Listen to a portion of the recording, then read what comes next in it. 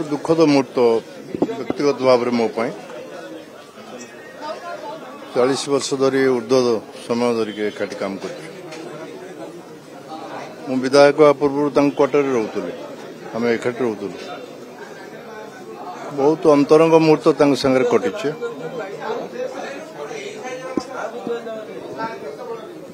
से मुहूर्त को वर्णना करने तो बहुत समय लगे मृत्यु जो शून्य स्थान ओडिशा राजनीति सृष्टि है से पूरण हवा कष्ट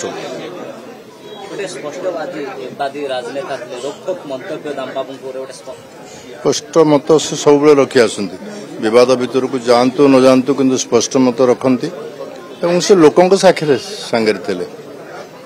कुजंग पारादीप अंचल एरसमा अंचल सारा जगतसिंहपुर अंचल तांकर एक प्रिय था लोकों सागर मिसिक रोते सी पंचायत काम करने तार एक रुचि था मूलर से आम मंत्रिमंडल से पंचायत राज विभाग दायित्व दिखाई मृत्यु आम व्यक्तिगत भाव में मो एक दुखदायक मुहूर्त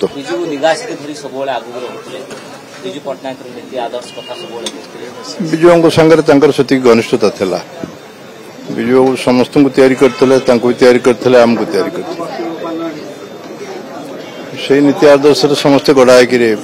गोटे पर गोटे चली जाऊँ किसी व्यक्ति बंचुं आज मुहूर्त अत्यंत दुखद मुहूर्त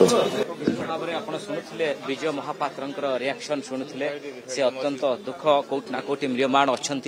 से गोटे कथा कहते जे समस्ते जो माने विजु पट्टनायक जो मान को राजनीति आणुले समस्ते नीति आदर्श मूल्यबोध विजु पट्टनायक नहीं से माने चालुले यार भितर जहाँ सूचना आसी जे 10टा समय विधानसभा को मर शरीर निपर 10:25 समय मर शरीर को दलीय कार्यालय शंख भवन को निपर मर शरीर को पार्थिव शरीर को निर्वाचन मंडली बालिकुदा एरसमा कुजंग को नियाजिबो विभिन्न जगार शोभा यात्रा आयोजन करा जायछि सेठी विभिन्न कार्यक्रम रही अंतिम संस्कार हम किंतु यार भीतर आपण देखंतु जो कथा किछि समय पूर्व विजु पट्टनायक कहूतिले यार भीतर आम अधिक आलोचना करबा बापी सर्कल सहित आलोचना करबा बापी बाबू जे दामबाबूंकर रिएक्शन आमे सब बेले गुटे आमे देखिछु जे परस्पर विरोधी आपण लड़ी थांती किंतु भल पाइबा दाम बाबूंक प्रति देखो तो 2000 मसीह तांको सहित मो संपर्क एवं तांको सहित बहुत सभा समिति मध्य मु जाईछि एवं ऑर्गेनाइज मध्य तांको पई करिछि परवर्ती अवस्था रे तांको सहित मु राजनीतिक लड़ाई भी लड़िली आज यदि बापी सर्कल को ओडिशार लोक चिन्हि थांती ताले एटा तांको अवदान एवं दामबाबू जने एभलिया नेता थिले जे सबु बेले लोकों पई पारादीप पई ओडिशावासी पई विभिन्न काम करि आछंती एवं से चाहूथिले एक विकसित पारादीप तैयारी करिया पई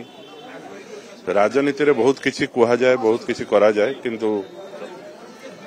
सेटा सत्य न थाए तांको सहित मोर व्यक्तिगत संपर्क बहुत भलो थिला एवं जो मुहूर्त रे मोर तांको सहित देखा हुए सी सही स्नेह मते दौथिले जो स्नेह दिया जाए बाबू परिचय पाइछन डॉक्टर दामन राउत को निश्चित एटा माने एटा ही होची सत्य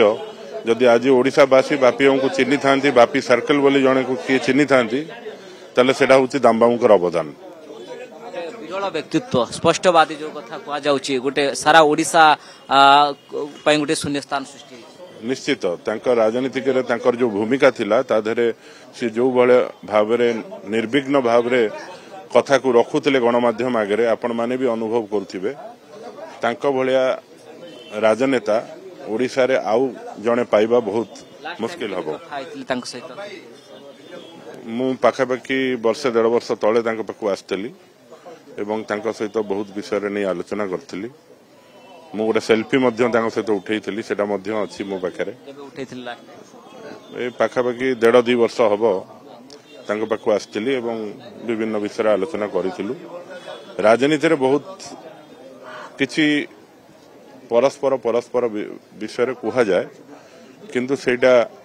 राजनीति खाली थाए किंतु व्यक्तिगत संपर्क दामबाबू सहित सब मोर रही आसी एवं तांकर स्थान केही भी पूरण करि परिबे नाही। बहुत बहुत धन्यवाद आपण बापी सर्कल रिएक्शन थिले एवं जदि बापी सर्कल परिचय पाई थाई पारंती ताहाले